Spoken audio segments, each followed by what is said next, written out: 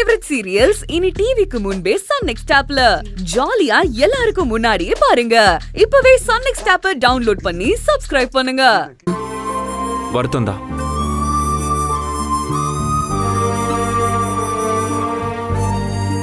ஆனா நீ அம்மா கிட்ட பேசுனதுக்காக இல்ல, என்கிட்ட எதையுமே சொல்லாம இருந்துட்டியே அதான். நான் உங்ககிட்ட மறைக்கணும்னு நினைப்பேனா? அதுவும் இந்த விஷயத்த மறைக்கணும்னு நினைக்க மாட்டேன், ஆனா சொல்லாம இருந்துட்டியே. ஒரு வார்த்தை சொல்லியிருந்தா அம்மாவை எப்படி சமாளிக்கிறதுன்னு யோசிச்சிருப்பேன்ல. நான் கோவிலுக்கு போயிட்டு வர வழியில பார்க்கு கிட்ட கதிரையும் அகிலாவையும் பார்த்தேன். அதுவும் எப்படி தெரியுமா?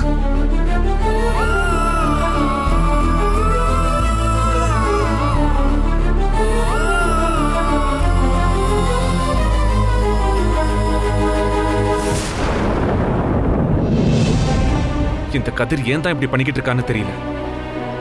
வீட்டு சூழ்நிலைய கொஞ்சம் கூட புரிஞ்சுக்க மாட்டேங்கிறான். நானும் அப்படி நினைச்சுதாங்க கோவப்பட்டேன். ஆனா அகிலா பேசினதுக்கு அப்புறம் ஓரளவுக்கு அவனையும் புரிஞ்சுக்க முடியுது. நீ சொன்ன மாதிரி நான் டாக்டர் சீட்டு வாங்கிட்டேன்லக்கா, என்னையும் கதிரையும் பிரிச்சிடாத, நாங்க 2 பேரும் சின்சியரா லவ் பண்றோன்னு அகிலா அழுததும் எனக்கு என்ன பண்றதுன்னு தெரியலங்க. நீ இன்னும் உன் லட்சியத்தை முழுசா அடையல, அதுல போக்கஸ் பண்ணு.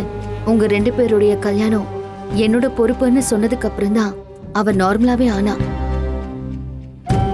அதுக்கப்புறம் அவளை வீட்டுல கொண்டு போய் விட்டுட்டு நேரா உங்ககிட்ட வந்த விஷயத்த சொல்லிட்டு அத்தை கிட்டயும் இத பத்தி பேசணும் தாங்க நினைச்சிட்டு இருந்தேன். அதுக்குள்ள அத்தைக்கு எப்படியோ தெரிஞ்சு போயிடுச்சு. என்னங்க யோசிக்கிறீங்க? நான் வாக்கு கொடுத்தது தப்பா?